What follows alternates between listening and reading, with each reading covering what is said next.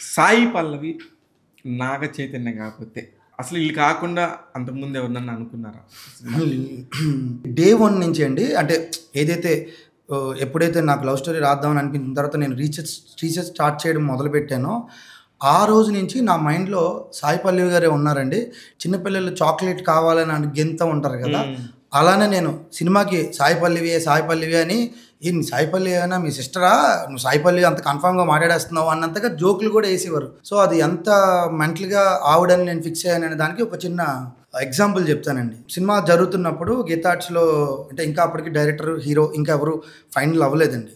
So, first we narrated to the Sai Pallavi అండి. 2021లో జరిగింది ఇది. So, basically first Sai Pallavi గారికి చెప్పారు. ఫస్ట్ సాయి పల్లవి గారికి నరేషన్ అండి. 2020 మార్చ్‌లో నాకు I got advance from Geetha Arts అండి. యాక్చువల్‌గా సాయి పల్లవి గారు కథ వినరు, చదువుతారు. అలా ఉంటేనే బావుంటదనేది ఆవిడ ఫీలింగ్ అండి. డైరెక్టర్ వెట్రిమారన్ గారు ఒక కామన్ ఫ్రెండ్స్ నాకు కొంచెం బాగా పరిచయం అండి. తమిళ్ డైరెక్టర్ వెట్రిమారన్ గారు. వెట్రిమారన్ గారికి చెప్పాను ఇలా, ఆయనకి కథ పంపాను. సార్ ఇది సార్ కథ, అది ఇది అంటే కథ బాగుంది, నేను ఒకసారి ఆవిడతో మాట్లాడతానని చెప్పి వెట్రిమారన్ గారి సాయి పల్లవి గారికి కాల్ చేసి చెప్తే, సో ఆ తర్వాత షీ రెస్పాండెడ్ అండి. సో కలిసే పరిస్థితిలో లేదు కాబట్టి ఇంక అక్కడి నుంచి we started Zoom calls, Zoom narrations. అక్కడి నుంచి మొదలైందండి జర్నీ.